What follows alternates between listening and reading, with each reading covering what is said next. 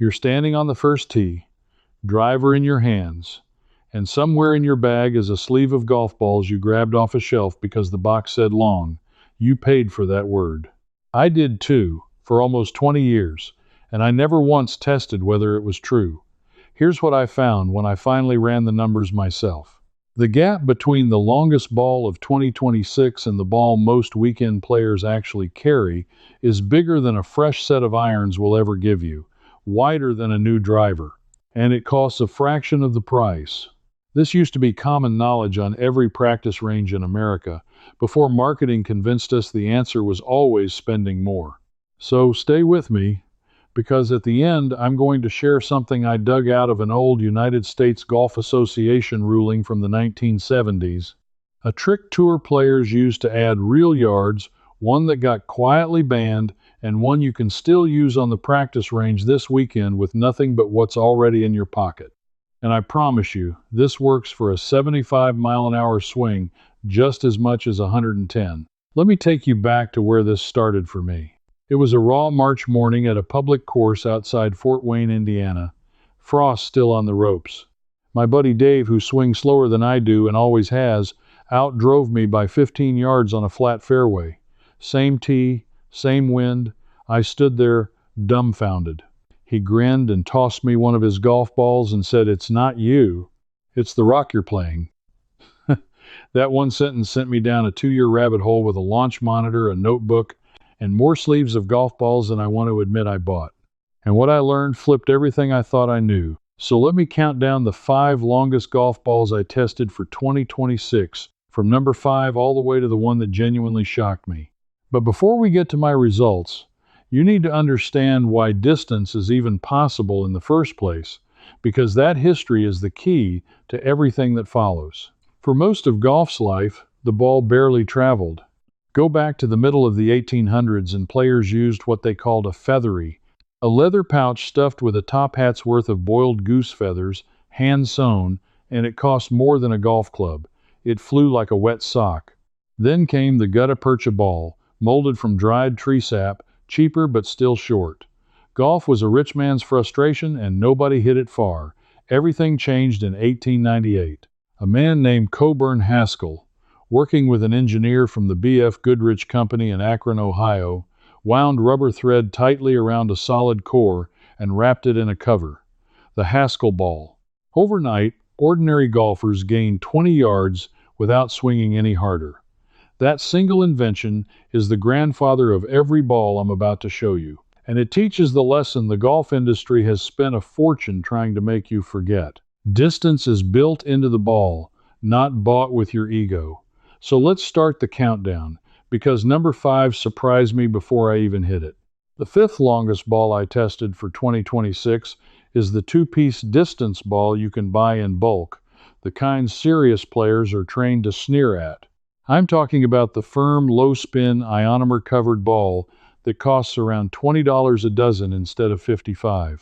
When I first loaded these onto the launch monitor, I expected a disaster.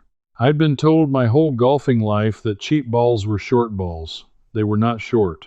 Off the driver, with my swing at about 94 miles an hour, this ball launched high and spun low, and low spin off the tee is the single biggest secret to raw distance. It carried within 4 yards of the premium ball, costing nearly 3 times as much, 4 yards, for $35 a dozen in savings. I sat there staring at the numbers, thinking about every box I'd overpaid for. Here's why it works, and why the marketing buried it. A 2-piece ball has a large, firm core and a hard cover. That construction is terrible for spinning a wedge to a stop on the green, which is why the pros don't play it. But that same firmness makes it a rocket off the driver because it refuses to spin sideways or climb into a stall. For the tee shot alone, simple beats complex. The golf industry makes far more profit on the $55 ball, so guess which one gets the television commercial and which one gets hidden on the bottom shelf. But here's what nagged at me. If a $20 ball flies almost as far as the premium one, then something about the way we've all been sold golf balls is broken. And that question only got louder when I tested number 4. The 4th longest ball is the low compression model, and this one rewrote everything I believed about swing speed. Compression is just a number describing how much the ball squishes at impact.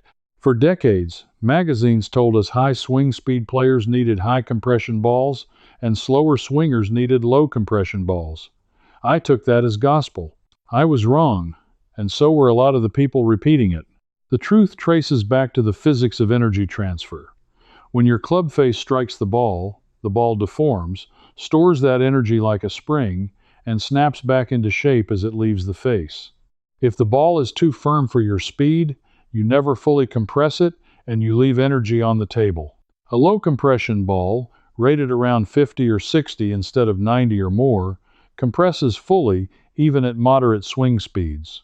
For my buddy Dave, swinging in the low 80s, this ball was the longest thing he hit all day.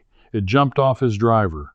I tested this on a chilly afternoon in April, and the low compression ball gave Dave 11 extra yards of carry over the firm premium ball he'd been guilted into buying at the pro shop. 11 yards. He'd been playing the wrong ball for his entire adult life because a label told him the soft ball was for beginners. There is no beginner ball. There is only the ball that matches what your body actually does. The third longest ball I tested is the modern high-launch, low-spin distance ball with the reformulated core, the kind the big manufacturers quietly upgraded for 2026. And I need to tell you about dimples, because this ball taught me that the tiny dents in the cover matter more than almost anything printed on the box. Here's a fact that stopped me cold. A golf ball with a completely smooth surface, hit by a professional, would travel less than half as far as a dimpled one, not a little shorter, less than half. The dimples create a thin layer of turbulent air that clings to the ball and cuts the drag, dragging it down, while also generating lift. This was figured out over a century ago. An English engineer named William Taylor patented a dimple pattern back in 1905 after golfers noticed that old, scuffed, beaten-up balls actually flew farther and straighter than shiny new smooth ones. Think about that. The damage made them better. The industry spent the next 100 years perfecting the damage on purpose. This number 3 ball has a dimple design engineered to hold its flight longer into the wind, and on the launch monitor it showed the flattest, most penetrating trajectory of anything I tested. My carry number climbed to 251 yards, and more importantly, it barely lost distance on the 2 windy days I retested it. That's the mark of a truly long ball. Not the hero shot on a calm morning, but the shot that holds up when the conditions turn ugly. But right about here is where I know some of you are pulling back. You're thinking this is fine for a guy with a launch monitor and a fast swing, but it doesn't apply to you, your bad back, your 70-mile-an-hour driver, your twice-a-month game. I need you to hear me, because I thought the same thing about my slower swinging friends until the numbers embarrassed me. This matters more for you, not less. Here's why. A faster swing can force distance out of almost any ball through sheer speed. A slower, smoother swing has no margin to waste, which means the right ball gives you a bigger percentage gain than it ever gives a long hitter. When Dave gained those 11 yards, that was a larger slice of his total distance than any ball ever added to mine. So, if you swing easy, if you're playing golf at 65 or 70 or 80, you are exactly the person this was made for. And you don't need a launch monitor to prove it. Here's the test you can run this weekend with what you already own. Buy 1 sleeve of a low compression ball and 1 sleeve of a firm distance ball. Go to a flat part of the range or an empty fairway on an evening when nobody's around. Hit 5 of each, alternating, and just watch where they come to rest against a fixed marker, a sprinkler head, a yardage plate. Your own eyes will tell you which ball your body prefers in about 10 minutes. That's the whole experiment. It cost me nothing but a little humility. And that's the moment the whole thing started to feel less like a coincidence and more like a system designed to keep us guessing. Because if the right ball is often the cheaper ball, and the right compression is often the opposite of what we were told, then who exactly benefited from all that confusion? Hold that thought, because it gets sharper. If you've been feeling that same frustration that a lot of genuinely useful knowledge got quietly buried so someone else could profit from your confusion, I put together a book around exactly that idea. It's called First Wins, and it's part of a full system that includes sharp habits and the full system. These aren't theory. They're the practical, field-tested frameworks I wish someone had handed me 20 years ago, built for the kind of person who'd rather understand the game than keep paying to be confused by it. You can find the details in the description below. Now let's get back to the countdown, because number 3 is where the real distance lived. So we've climbed from the bargain ball to the compression ball to the aerodynamic ball, and every step revealed the same buried truth. Distance was never mainly about you. Which brings me to number 2, and the reason I got genuinely angry when I understood it. The second longest ball I tested is the premium multi-layer ball, the flagship, the one the tour players actually play, and here's the twist I did not expect. It was not the longest off the driver. It finished second on my chart, not first.